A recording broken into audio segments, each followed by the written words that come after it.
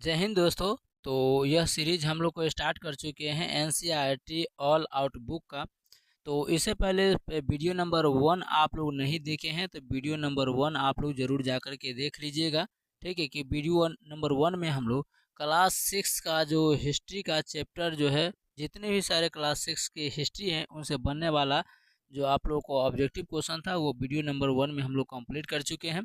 तो आज का वीडियो नंबर हम लोग का जो है वो 2 होने वाला है। ठीक है, इस वीडियो नंबर 2 के अंतर्गत हम लोग एनसीईआरटी क्लास 7 का जो है हम लोग चैप्टर नंबर फर्स्ट को देखने वाले हैं।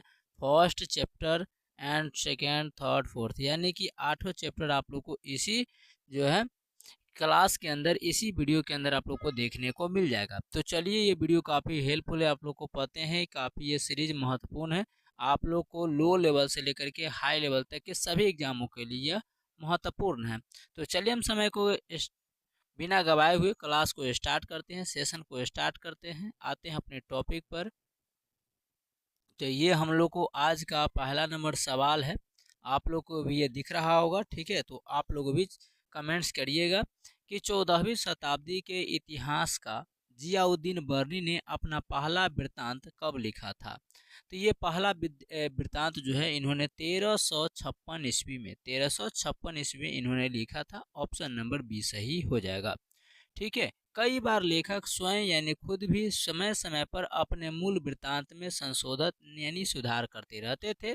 14वीं शताब्दी का यह बात है, क्योंकि 1356 है तो इसका मतलब है कि 13वीं शताब्दी पूर्व करके ये 14वीं शताब्दी का 56वां साल चल रहा था।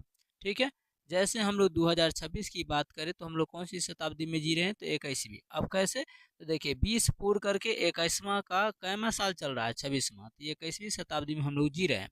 तो 1356 यानी 13वीं शताब्दी हो करके 14वीं का 56वां साल चल रहा था। तो 1356 यानी 14वीं शताब्दी में जियाउद्दीन बर्नी जो इतिहासकार है उन्होंने अपना पहला वृत्तांत 1356 में और दूसरी बार उसके 2 वर्ष बाद लिखा था। दोनों में अंतर है, लेकिन 1971 तक इतिहासकारों को पहली बार वाले वृत्तांत की जानकारी ही नहीं थी। यह पुस्तकालयों के विशाल संग्रह में कहीं दबा पड़ा था। तो इसका राइट आंसर होगा कि जियाउद्दीन बर्नी जो इतिहासकार है इन्होंने अपने पहले वृत्तांत में 1356 में इन्होंने सुधार किया था। नेक्स्ट सवाल है कि मध्यकाल में रहट का प्रयोग किस कार्य के लिए किया जाता था। तो सन 700 से 1750 के बीच के हजारों वर्ष का अध्ययन इतिहासकारों के आगे भारी चुनौती रखता है। मुख्य रूप से कहें तो इसलिए कि इसे पूरे काल में, पूरे समय में बड़े पैमाने पर और अनेक तरह के परिवर्तन हुए, और इस काल में अलग अलग समय पर नई प्रौद्योगिकी दर्शन होते हैं।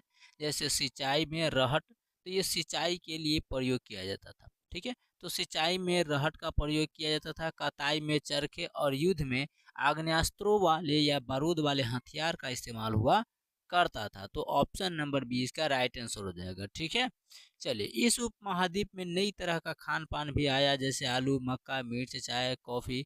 और ध्यान रहे कि ये तमाम परिवर्तन नई प्रौद्योगिकी, नई टेक्नोलॉजी, फसलों उन लोगों के साथ आए जो नए विचार भी लेकर के आए थे।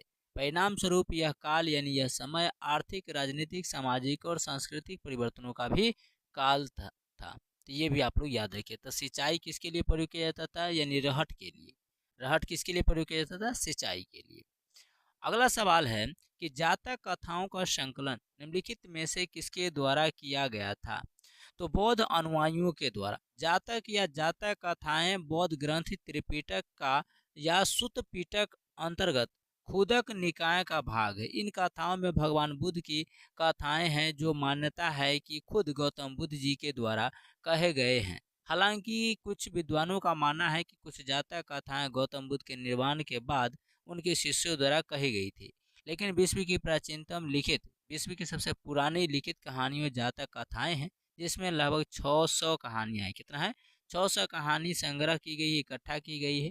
और यह ईसवी संवत से 300 वर्ष पूर्व की घटना है। इन कथाओं में मनोरंजन के माध्यम से नीति और धर्म को समझाने का भी प्रयास किया गया। तो इसका राइट आंसर हो जाएगा बौद्ध अनुयायियों के द्वारा जातक कथाओं का संकलन निम्नलिखित में से किया गया है। तो ऑप्शन नंबर ए इसका बिल्कुल सही होगा। अगला सवाल है कि दक्षिण भारत तमिल क्षेत्र में बड़ी भूस्वामियों को क्या कहा जाता था। तो ये जो दक्षिण भारत है, तो दक्षिण भारत ये इस वाले एरिया को बोलते हैं, ठीक है। तो दक्षिण भारत में जो तमिल क्षेत्र में बड़े भूस्वामी थे, यानी कि बड़े बड़े जमींदार थे, उनको क्या कहा जाता था, तो उन्हें बेल्लल्ला कहा जाता था। क्या कहा जाता था? बेल्लल्ला कहा जाता था। तो ऑप्शन नंबर हो जाएगा डी। ऑप्शन नंबर डी इसका राइट आंसर होगा, क्योंकि बेल्लल्ला कृषि जमींदारों का एक विशिष्ट वर्ग था जिसने संगम युग के दौरान प्राचीन तमिल व्यवस्था को अभिजात वर्ग का गठन किया था, और दक्षिण भारत के तमिल क्षेत्र में बड़ी भूस्वामियों को, बड़े जमींदारों को बेल्लल्ला, साधारण हलवाओं का उनवार और भूमिहीन मजदूर को दास, कैंडिशियर और अधिमई कहलाते थे। तो याद रखिएगा option number D. Next question है 5 नंबर, निम्नलिखित में से कौन त्रिकोणात्मक संघर्ष का हिस्सा नहीं था? तो इसका राइट आंसर हो जाएगा चोल। कौन संघर्ष का हिस्सा नहीं था? तो ये जो था त्रिकोणात्मक संघर्ष का हिस्सा जो था वो चोल नहीं था। ऑप्शन नंबर बी इसका राइट आंसर हो जाएगा, ठीक है। गुर्जर प्रतिहार, राष्ट्रकूट और पाल वंशों के शासक सदियों तक कन्नौज के ऊपर नियंत्रण को लेकर आपस में लड़ते रहे। चूँकि इस लंबी चली लड़ाई में 3 पक्ष थे, इसलिए इतिहासकारों ने प्रायः इसकी चर्चा त्रिपक्षीय संघर्ष के रूप में किया था। तो ऑप्शन नंबर बी सही है। नेक्स्ट क्वेश्चन है कि दक्कन के राष्ट्रकूट किनके सामंत थे?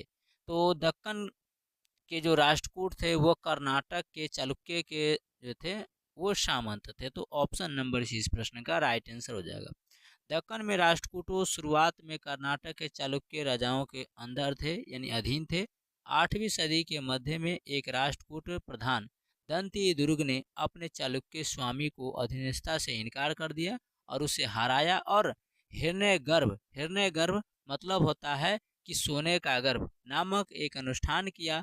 जब यह अनुष्ठान ब्राह्मणों की सहायता से संपन्न किया जाता था, तो यह माना जाता था कि इससे याजक जन्मना क्षत्रिय न होते हुए भी क्षत्रिय के रूप में दोबारा क्षत्रियता प्राप्त लेगा। तो ऑप्शन नंबर सी इसका राइट आंसर है।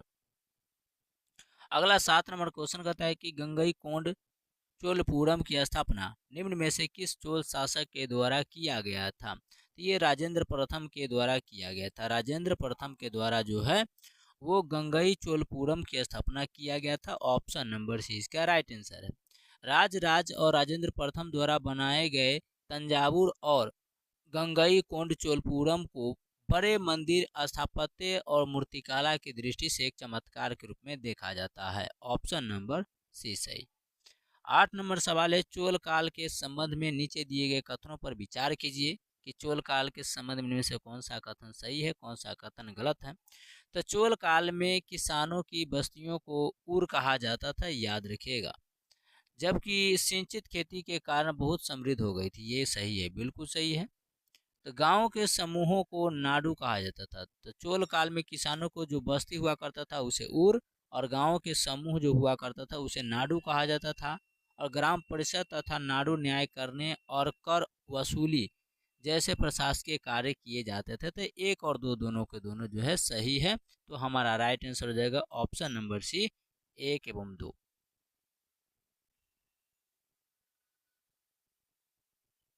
चलिए अगला 9 नंबर सवाल है हम लोग का कि पल्लवों के काल में नगरम किसे कहा जाता था? तो पल्लवों के काल में नगरम व्यापारिकों के संगठन को कहा जाता था। ऑप्शन नंबर सी हो जाएगा।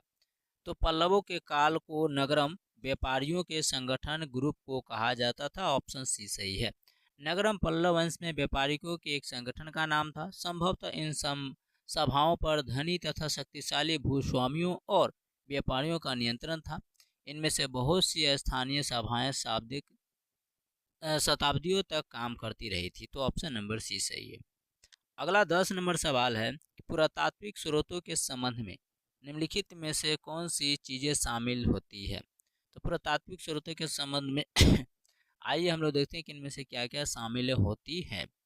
तो देखते हैं कि इसमें अभिलेख शामिल होती है, बिल्कुल सही। मिट्टी के बर्तन शामिल होते हैं जो पुरातात्विक स्रोत होते हैं। उसमें जानवरों की हड्डी होते हैं, धातु होते हैं, औजार होते हैं, आभूषण होते हैं। तो ये सारे चीज़ जो है पुरातात्विक स्रोतों के संबंध में शामिल होते हैं।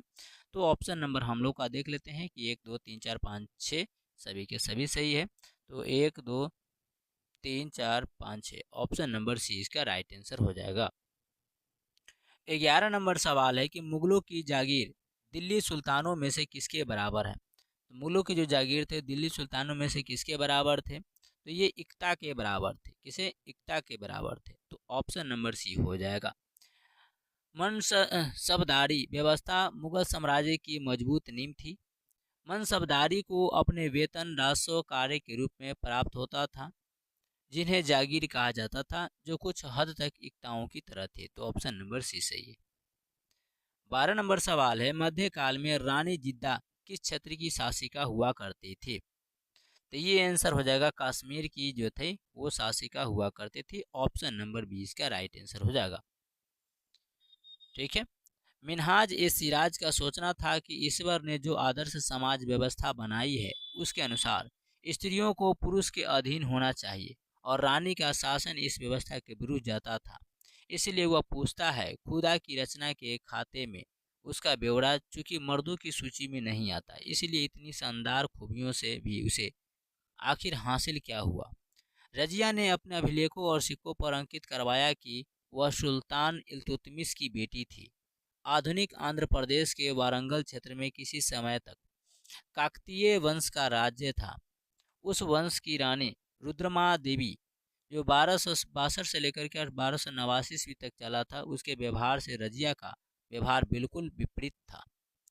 रुद्रमा देवी ने अपने अभिलेखों में अपना नाम पुरुषों जैसा लिखवाकर अपने पुरुष होने का भ्रम पैदा किया था। एक और महिला शासिका थी कश्मीर की रानी जिद्दा, जो 980 से लेकर के 1103 ईस्वी तक उनका शासनकाल चला था, और उन्होंने नाम अपना दीदी बड़ी बहन से निकाला है। जाहिर है प्रजा ने अपनी प्रिय रानी को यह स्नेह भरा संबोधन दिया होगा। तो ऑप्शन नंबर 20 का राइट आंसर है। 13 नंबर सवाल कहता है, दिल्ली सल्तनत में कृषि पर लगने वाले कर को क्या कहा जाता था? तो इसका राइट आंसर हो जाएगा खराज। क्या कहा जाता था? खराज कहा जाता था। ऑप्शन नंबर 20 का राइट आंसर हो जाएगा। नेक्स्ट है 14 नंबर सवाल, दिल्ली सल्तनत पर सबसे अधिक मंगलों का आक्रमण किसके शासनकाल में हुआ था? तो दिल्ली सल्तनत पर सबसे अधिक मंगलों का आक्रमण जो है वो अलाउद्दीन खिलजी और मोहम्मद बिन तुगलक के द्वारा किया गया था। ऑप्शन नंबर जो है वो ये इसका राइट आंसर हो जाएगा। ठीक है, चलिए। तो चंगेज खान के नेतृत्व में मंगलों ने 1219 ईस्वी में उत्तर पूर्वी ईरान में ट्रांसऑक्सीसियन, आधुनिक उज्बेकिस्तान पड़ता है, जिसे पहले ट्रांसऑक्सीसियाना कहा जाता था, अभी वर्तमान में उज्बेकिस्तान पर हमला किया है, और इसके शीघ्र बाद ही दिल्ली सल्तनत को उनका धावा झेलना पड़ा। पर अलाउद्दीन खिलजी और मोहम्मद बिन तुगलक के शासनकाल के आरंभ में ही दिल्ली पर मंगलों के धावे बढ़ गए। इसे मजबूर होकर के दोनों ही सुल्तानों को एक विशाल स्थानीय सेना खड़ी करनी पड़ी, और इतनी विशाल सेना को संभालना प्रशासन के लिए भी भारी चुनौती पड़ा। ऑप्शन नंबर ए सही। 15 सवाल कहता है कि सूर्यवंश ने दिल्ली पर कितने वर्षों तक शासन किया था? तो 15 वर्षों तक। तो 15 नंबर सवाल 15 इसका राइट आंसर होगा कि सूर्यवंश ने दिल्ली पर टोटल 15 वर्षों तक राज किया था। ऑप्शन नंबर बी सही है। आइए हम लोग सही और गलत को मिलान करते हैं। आगे कहता है फर्रुखसियर। फर्रुखसियर 1713 से लेकर के 1719 ईस्वी तक चला था। तो इसका राइट आंसर होगा 1713 से 1719, यानी कि हो जाएगा ए का 2। आगे कहता है आलमगीर द्वितीय। आलमगीर द्वितीय जो था ये 1754 से 1759 ईस्वी तक चला था। तो ये हो जाएगा आपका 3। आगे कहता है शाह आलम द्वितीय। तो शाह आलम द्वितीय जो था 1759 से 1806 ईस्वी तक था, यानी कि हो जाएगा 4। और अहमद शाह ये 1748 से 1754 तक चला था। तो ये हो जाएगा 1।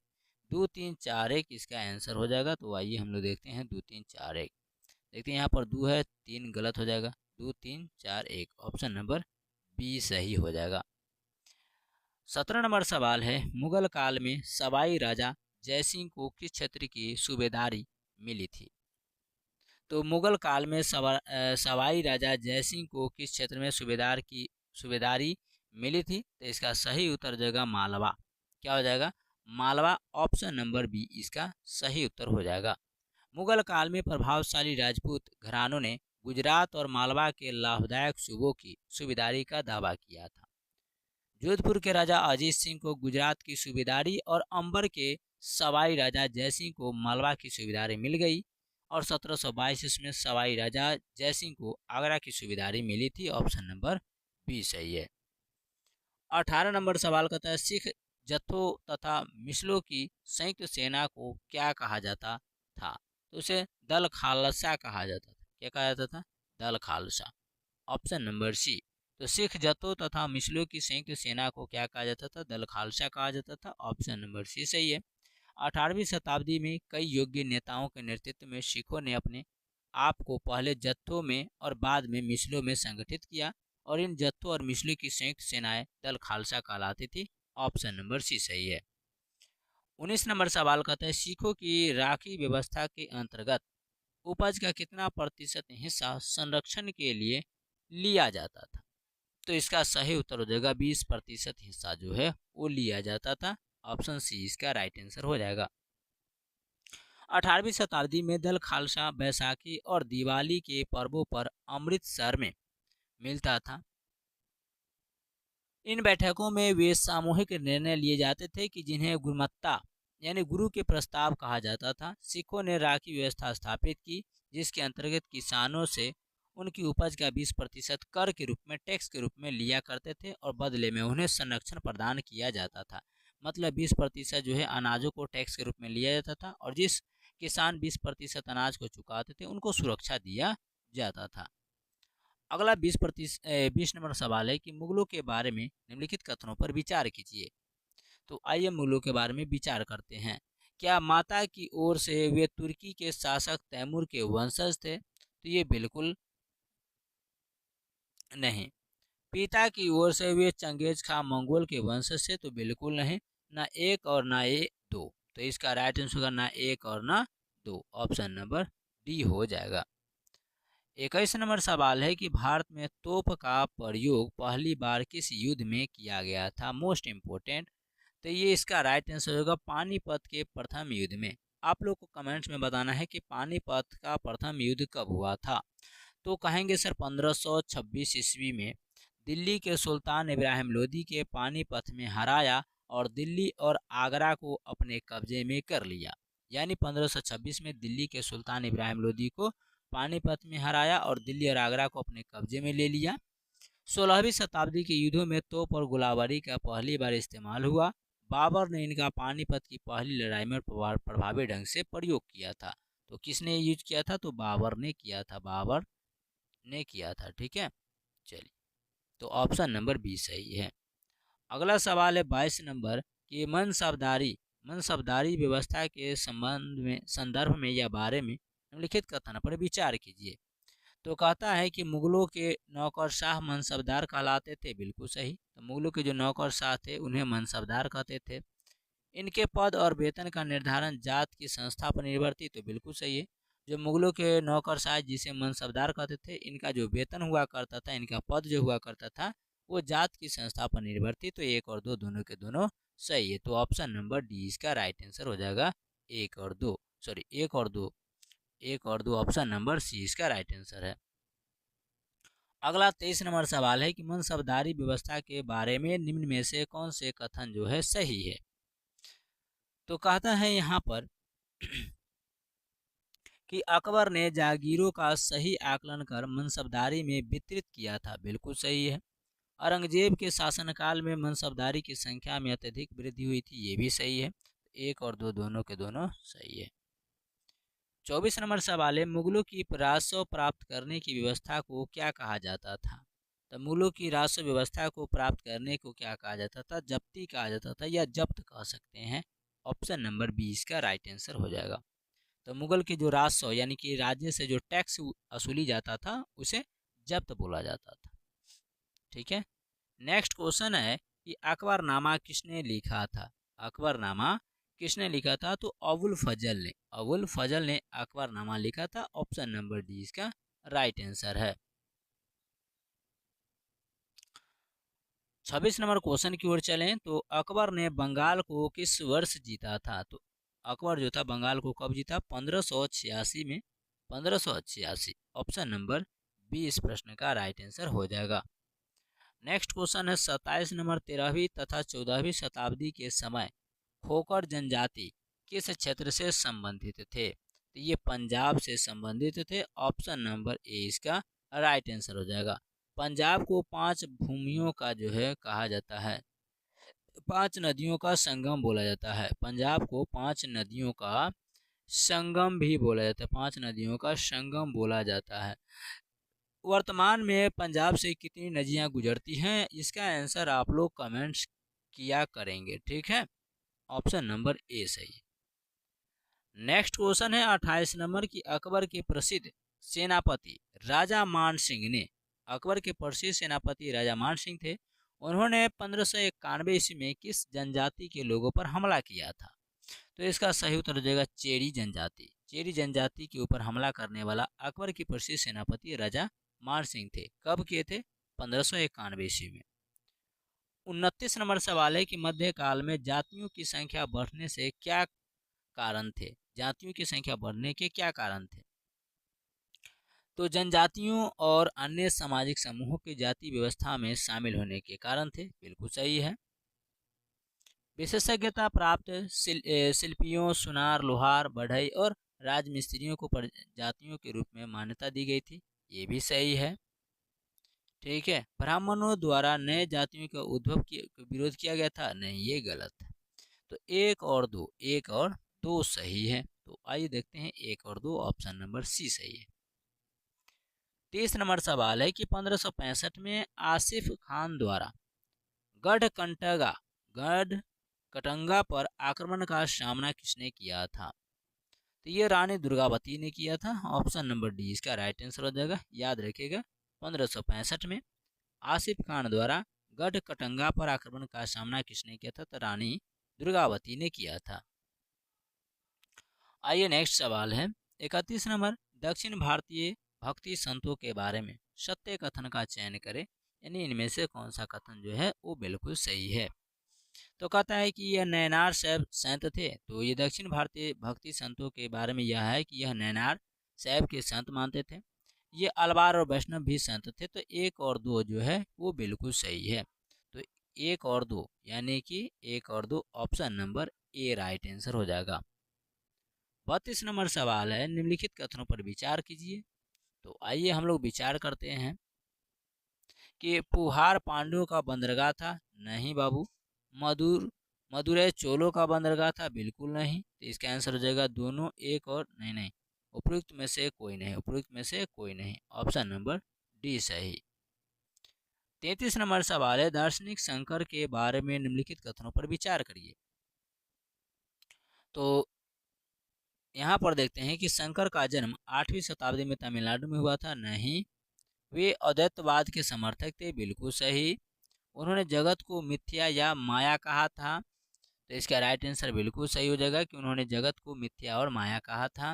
मोक्ष प्राप्ति के लिए ज्ञान के मार्ग को अपनाने का उपदेश भी दिया था। तो ये भी बिल्कुल सही है। तो 2, 3 और 4, आइए 2, 3 और 4 को हम लोग मिलाते हैं। यहाँ पर दिया गया है 2, 3 और 4, ऑप्शन नंबर बी। 34 नंबर सवाल है, वीर शैव आंदोलन किस क्षेत्र में प्रारंभ हुआ था? वीर शैव आंदोलन किस क्षेत्र में प्रारंभ हुआ था? तो ये हो जाएगा कर्नाटक में। कर्नाटक की राजधानी कहाँ है? बेंगलुरु। और बेंगलुरु जो है वो भारत की आईटी राजधानी है, भारत की आईटी राजधानी है। ऑप्शन नंबर बी सही है। सर्वाधिक भारत में वो कॉफी का उत्पादन कर्नाटक में होता है, याद रखिएगा। 1556 में, आप लोग याद रखिएगा 1556 में, 1556 था या 1536, 1556 में या 1836 था। आप लोगों को बताइएगा कि भाषा के आधार पर गठित होने वाला एकमात्र राज्य कौन सा है? आंध्र प्रदेश। इसका गठन कब किया गया था? नेक्स्ट क्वेश्चन है कि महात्मा गांधी का प्रिय भजन वैष्णव जन तो तेने कहिए पीर पराई जाने रे किसने लिखा था? महात्मा गांधी का प्रिय भजन था वैष्णव जन तो तेने कहिए पीर पराई जाने रे, किसने लिखा था? ये महात्मा गांधी का प्रिय भजन था। तो इसका राइट आंसर नरसिंह मेहता ने लिखा था। किसने लिखा था? नरसिंह मेहता ने लिखा था। ऑप्शन नंबर डी इसका सही उत्तर हो जाएगा। 36 नंबर सवाल है कि प्रारंभ में नाथ पंथ भारत के किस क्षेत्र में लोकप्रिय हुए थे? तो नाथ परम पंथ जो थे वो भारत के कौन से क्षेत्र में प्रिय हुए थे, फेमस हुए थे? यानी अभी के दौर में कह सकते हैं कि वायरल हुए थे, तो वो उत्तरी क्षेत्र में, इसमें उत्तरी क्षेत्र, ऑप्शन नंबर बी सही हो जाएगा। 37 का आता है मीराबाई किसके अनुयायी बन गई?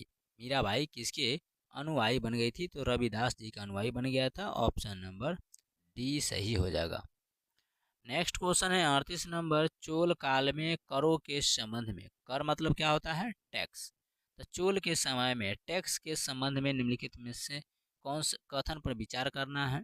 तो आइए विचार करते हैं कि वेट्टी एक प्रकार का ऐसा कर था जिसे नकद में संग्रहित किया जाता था? नहीं। कदमई एक भूराशोक था? बिल्कुल सही। भूमि पर लिया जाने वाला कर था कदमई। केवल दो सही, केवल दो सही है, ऑप्शन नंबर बी सही है। 39 नंबर सवाल है कि कबीर का जन्म किस परिवार में हुआ था? तो इसका राइट आंसर होगा जुल्हा परिवार में, ऑप्शन नंबर बी इसका राइट आंसर हो जाएगा। 40 कहता है कि लंगर व्यवस्था की शुरुआत किसने किया था? तो ये सिख संप्रदाय से संबंधित है, और लंगर जो फ्री में खाना पीना चलता है, इसकी शुरुआत गुरु नानक जी ने किए थे, तो ऑप्शन नंबर ए इसका राइट आंसर हो जाएगा। ठीक है, ऑप्शन ए सही है। अगला 41 नंबर सवाल है, भारत की यात्रा पर आए निम्नलिखित चीनी बौद्ध तीर्थयात्रियों का कालक्रम के अनुसार सही क्रम चुनिए। तो भारत की यात्रा पर इनमें से चीनी बौद्ध तीर्थयात्रियों का कालक्रम के अनुसार चुनना है कि सबसे पहले कौन आया, उसके बाद कौन आया, फिर उसके बाद कौन आया। ठीक है, तो फान सियेन जिसे फाहियान बोला जाता है, तो ये वाला तो गलत हो जाएगा क्योंकि कीर्त सिंह पहले नहीं था, फान सियेन यानी फाहियान था। ठीक है, उसके बाद सेन तसांग जिसे वेन सांग भी बोला जाता है, तो ये था। तो पहला नंबर में फाहियान था, दूसरा में वेन सांग था, तीसरा में इत्सिंग था। तो ऑप्शन नंबर बी सही है, ऑप्शन नंबर बी वाला ऑप्शन सही है कि सबसे पहले चीनी बौद्ध यात्री फाहियान आए थे, वेन सांग आए थे और इत्सिंग आए थे। तो ऑप्शन नंबर बी हो जाएगा।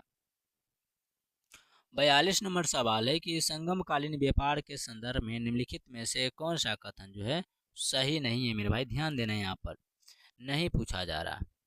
ठीक है, तो इसका राइट आंसर क्या होगा कि व्यापारी सामानों को ले जाने के लिए केवल समुद्री मार्गों का प्रयोग किया करते थे। ये बिल्कुल ऑप्शन नंबर ए सही है।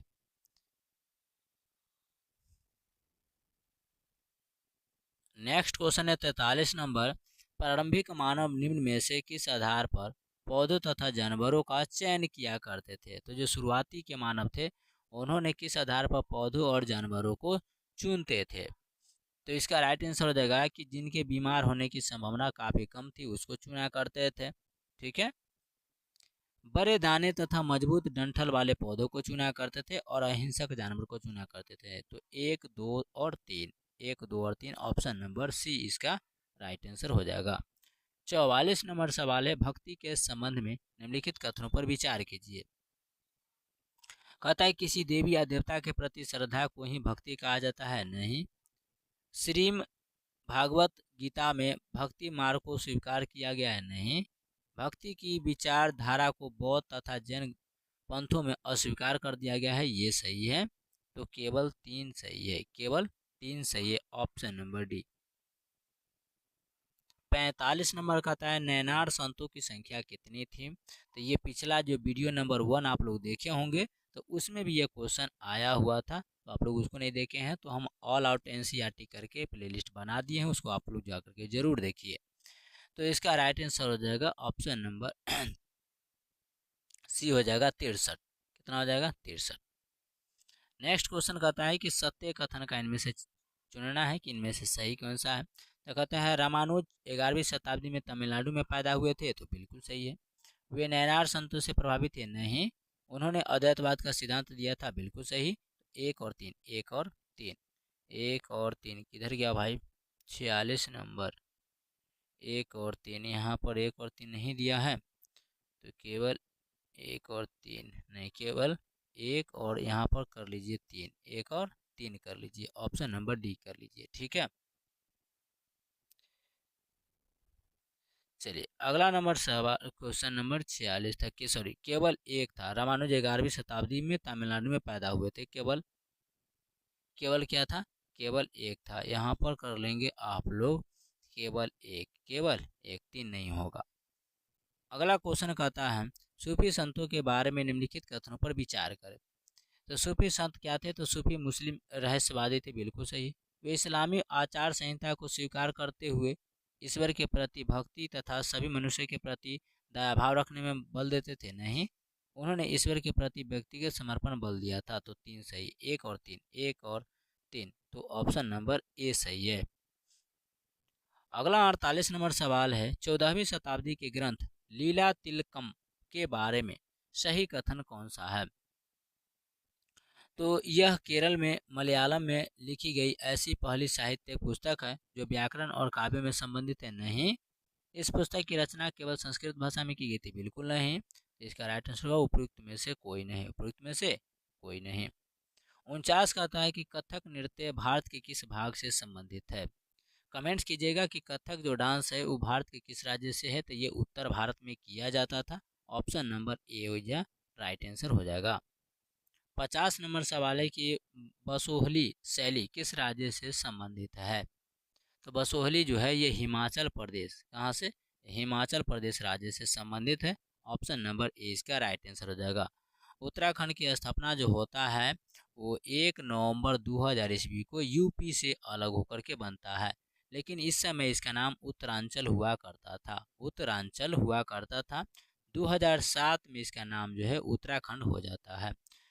उत्तराखंड की राजधानी दो है, गैरसैंण और देहरादून है, जबकि गुजरात की राजधानी जो है वो गांधीनगर हो जाएगा, जो बीएड वाला एग्जाम में पूछा था। हिमाचल प्रदेश की राजधानी कहाँ है? कमेंट्स कीजिएगा। राजस्थान की राजधानी जयपुर है, जिसे पिंक सिटी के नाम से जानते हैं। 51 नंबर सवाल को हम लोग देखते हैं। 51 नंबर सवाल कहता है कि रसमंजरी के रचनाकार किसने किया था? तो रसमंजरी के रचनाकार कौन हो जाएंगे? तो हो जाएंगे भानुदत्त। क्या हो जाएंगे? भानुदत्त हो जाएंगे। ऑप्शन नंबर सी इसका राइट आंसर हो जाएगा। नेक्स्ट क्वेश्चन है कि बृहद धर्म पुराण के संबंध में निम्नलिखित कथनों पर विचार करिए। तो इसका राइट आंसर हो जाएगा ऑप्शन नंबर कि इसकी रचना बंगाल में की गई थी। तो बिल्कुल सही है। इसमें ब्राह्मणों को कुछ विशिष्ट प्रकार की मछलियां खाने की अनुमति दी गई थी। तो ये भी सही है। तो 1 और 2, 1 और 2, तो आइए देखते हैं 1 और 2 ऑप्शन नंबर सी में है। अगला 53 नंबर सवाल को हम लोग देखते हैं। 53 सवाल कहता है कि पुरी यानी उड़ीसा में है, जगन्नाथ जी का मंदिर किस वंश के शासक ने बनवाया था? तो पूरी उड़ीसा में जगन्नाथ मंदिर है और इसको बनवाने वाले शासक कौन थे? तो गंग वंश थे। कौन थे? गंग वंश थे। ऑप्शन नंबर डी इसका राइट आंसर हो जाएगा। 12वीं शताब्दी में गंग वंश के एक अत्यंत प्रतापी राजा अनंत वर्मन ने पुरी में पुरुषोत्तम जगन्नाथ के लिए एक मंदिर बनवाने का निश्चय किया। उसके बाद 1230 में राजा अनंग भीम तृतीय ने अपना राज्य पुरुषोत्तम जगन्नाथ को अर्पित कर दिया और स्वयं को जगन्नाथ का प्रतिनियुक्ति घोषित कर दिया था। तो ऑप्शन नंबर डी सही है। 54 कहता है कि मणि प्रवालम का शाब्दिक अर्थ क्या होता है? तो मणि प्रवालम का अर्थ जो होता है वो होता है हीरा और मूंगा, हीरा और मूंगा। तो ऑप्शन नंबर बी इसका राइट आंसर हो जाएगा। 55 कहता है कि चारण भट्ट किसे कहते थे? तो चारण भट्ट जो है राजपूतों के सुर गाथाओं के गायकों को कहा जाता था, राजपूतों के सुर गाथाओं के गायकों को कहा जाता था। ऑप्शन नंबर सी सही है। 56 नंबर सवाल है 56 नंबर सवाल कहता है कि दो चाला तथा चौचाला स्थापत्य किस क्षेत्र की विशेषता है? तो दो चाला और स्थापत्य कला जो है वो बंगाल की विशेषता है। ऑप्शन नंबर सी इसका राइट आंसर हो जाएगा। नेक्स्ट है कथन और जो है कारण को देखना है। तो राजधानी को राजस्व का समय समय पर भेजा जाना कम हो गया था। यहाँ पर दिया गया है 57 में कि राजधानी को राजस्व का समय समय पर भेजा जाना कम हो गया था। दूसरा कहता है कारण में कि गवर्नरों यानी सूबेदारों ने प्रांतों पर अपना नियंत्रण मजबूत कर लिया था। तो इसका सही उत्तर होगा कि ए और आर दोनों सही है और आर जो है ए का सही व्याख्या करता है। तो आइए देखते हैं ए और आर दोनों सही है और आर ए का सही व्याख्या करता है। ऑप्शन नंबर ए सही है। नेक्स्ट क्वेश्चन 58 की जाट राज्य अपने किस राजा के समय शक्तिशाली रूप से उभरकर सामने आया था? तो ये सूरजमल थे। कौन थे उस समय? सूरजमल थे। ऑप्शन नंबर बी सही। 59 नंबर सवाल कहता है कि अहमद शाह अब्दाली ने 1748 से 1761 के बीच उत्तरी भारत पर कितनी बार आक्रमण किया था? कि टोटल 5 बार आक्रमण किया गया था। टोटल 5 बार आक्रमण किया गया था, ये भी आप लोग याद रखिएगा। ठीक है। नेक्स्ट सवाल है यहाँ पर 60 नंबर। गुरु गोविंद सिंह ने खालसा पंथ की स्थापना कब किए थे? 1699 ईस्वी में। 1699 ईस्वी में गुरु गोविंद सिंह के द्वारा खालसा पंथ की स्थापना किया जाता है। ऑप्शन नंबर ए सही है। 17वीं शताब्दी के दौरान सिख एक राजनीतिक समुदाय के रूप में गठित हो गया था। एक राजनीतिक समुदाय के रूप में, एक राजनीतिक जो है समूह के रूप में एक स्थापना हुआ था। इससे पंजाब के क्षेत्रीय राज्य निर्माण को बढ़ावा मिला और गुरु गोविंद सिंह ने 1699 में खालसा पंथ की स्थापना से पूर्व और उसके पश्चात यानी पूर्व यानी पहले और बाद राजपूत व मुगल शासकों के खिलाफ कई लड़ाइयाँ भी लड़ी थी। तो ऑप्शन नंबर ए इसका राइट आंसर हो जाएगा। इसी वीडियो के साथ आप लोग को क्लास 6 का हिस्ट्री का वीडियो जो है आप लोग को 1 में मिल जाएगा। ठीक है। तो वीडियो 1 में आप लोग को क्लास 6 का हिस्ट्री पूरा कंप्लीट हो गया। ठीक है। क्लास 7 का जो है हिस्ट्री का जो है वो पूरा कंप्लीट आपको वीडियो नंबर 2 में हो गया। तो बाकी हम लोग मिलते हैं क्लास 3 में क्लास 8 को लेकर के। तो तब तक के लिए मिलते हैं नेक्स्ट क्लास में। जय हिंद। आप लोग जैसा इस वीडियो को शेयर कीजिएगा, अच्छा लगा होगा तो लाइक ज़रूर कीजिएगा, कमेंट प्यारा सा कमेंट से ज़रूर कीजिएगा। ये इसी सीरीज़ को आप लोग का प्यार और सपोर्ट रहा तो जल्दी कवर कर लेंगे। मिलते हैं नेक्स्ट वीडियो में, तब तक के लिए जय हिंद।